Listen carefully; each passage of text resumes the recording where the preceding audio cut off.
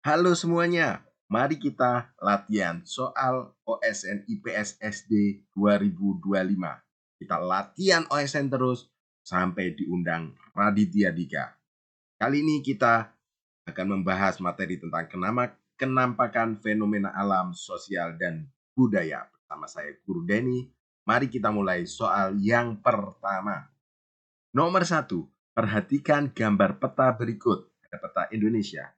Warna hijau tua pada peta biasanya menunjukkan wilayah A. Dataran rendah yang subur, B. Pegunungan tinggi, C. Gurun pasir, D. Lautan dalam. Jawabannya adalah ya betul, dataran rendah yang subur. Contohnya seperti ini. Semakin dia oranye, semakin merah itu daerahnya semakin tinggi. Ya, semakin tinggi atau semakin panas seperti ini. Kalau biru ini lautan.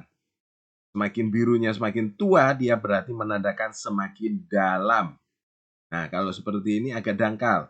Ini dangkal.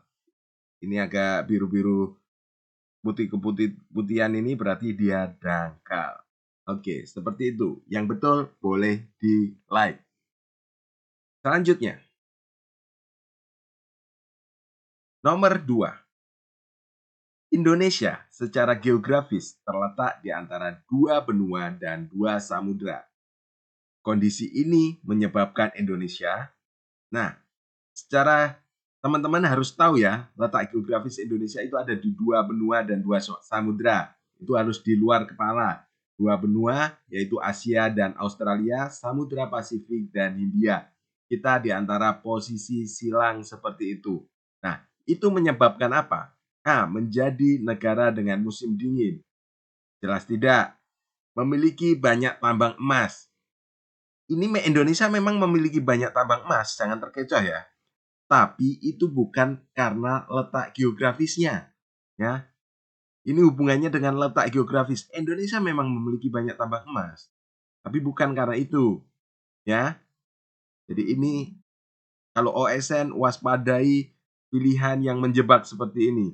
C. Memiliki keragaman budaya dan hayati yang tinggi, atau D. Tidak pernah mengalami bencana alam. Tidak pernah jelas tidak. Jadi jawabannya ya betul. C. Keragaman budaya dan hayati yang tinggi. Kenapa? Karena persilangan itu tadi banyak orang atau banyak hewan juga yang datang ke situ dari benua Asia maupun Australia, dan juga dari Samudra Hindia dan Samudra Pasifik. Jadi persilangan itulah membuat keanekaragaman budaya dan juga hayatinya tinggi. Oke, mengerti? Kalau nggak mengerti boleh tanya di kolom komentar.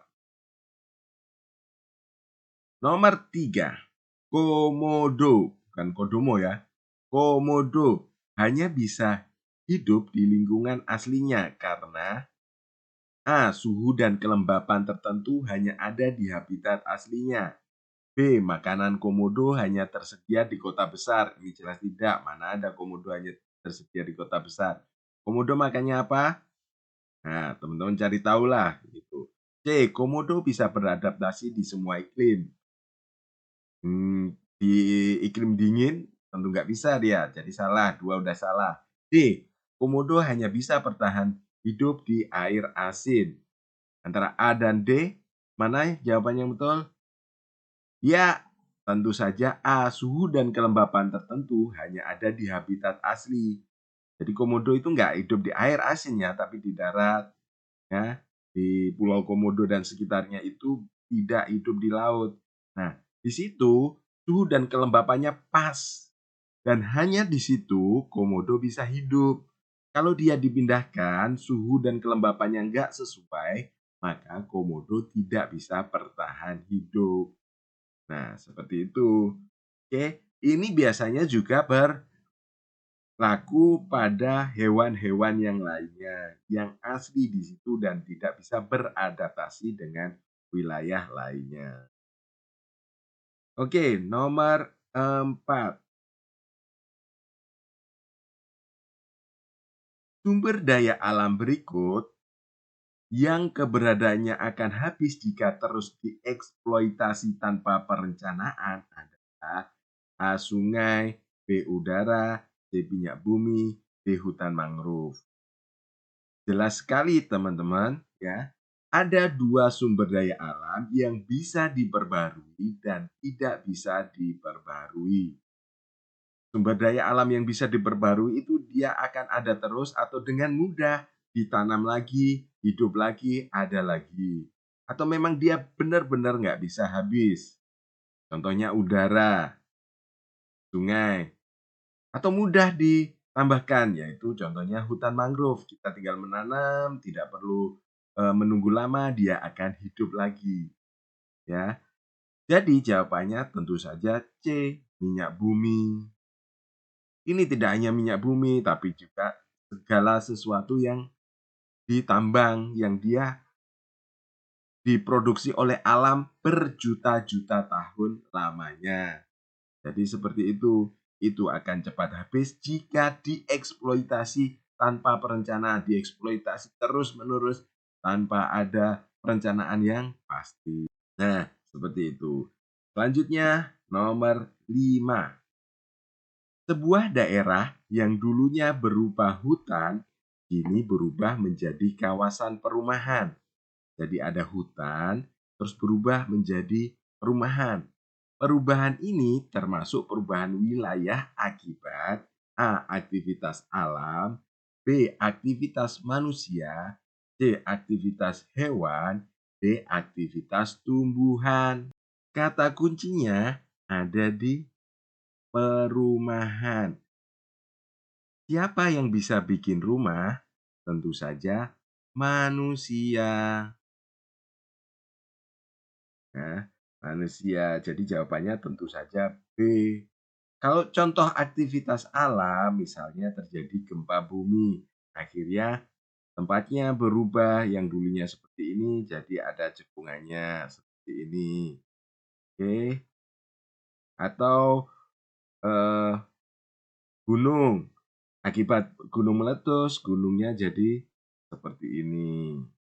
Itu bisa terjadi, teman-teman, ya. Aktivitas hewan, misalnya hutan. Tapi kalau hewan itu kenampakannya tidak begitu nampak ya. Ya, ada kawanan eh, gajah datang ke sini dimakan habis, tapi dia nggak semua. Dia pindah lagi atau aktivitas tumbuhan itu yang lain. Jadi, jawaban yang tepat, ya betul sekali, aktivitas manusia. Karena kata kuncinya perumahan. Nah, jika teman-teman ada pertanyaan, boleh ditanya di kolom komentar. Pak, gini gimana gitu. Tulis komentar saja. Insya Allah semua komentar akan Guru Denny jawab satu persatu. Nah, kita lanjut nomor 6. Soal kali ini nomor 10 sampai nomor 10. Oke, tetapi teman-teman, 10 soal itu akan khusus untuk membership Guru Denny. Dapat apa saja membershipnya? Akan ada tambahan 5 soal lagi, akan dapat PDF-nya, dan juga akan dapat PPT ini. Bagaimana cara joinnya? Di sebelah video Guru Denny ini, kalau kalian sudah subscribe, itu ada tulisan gabung. Silakan dipencet saja tulisan gabung, dan teman-teman bisa bergabung dengan Guru Denny. Akan banyak soal-soal lagi yang khusus untuk membership. Akan ada PDF-nya, bisa untuk latihan di rumah.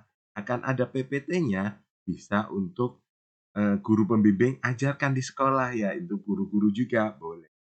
Oke. Jadi,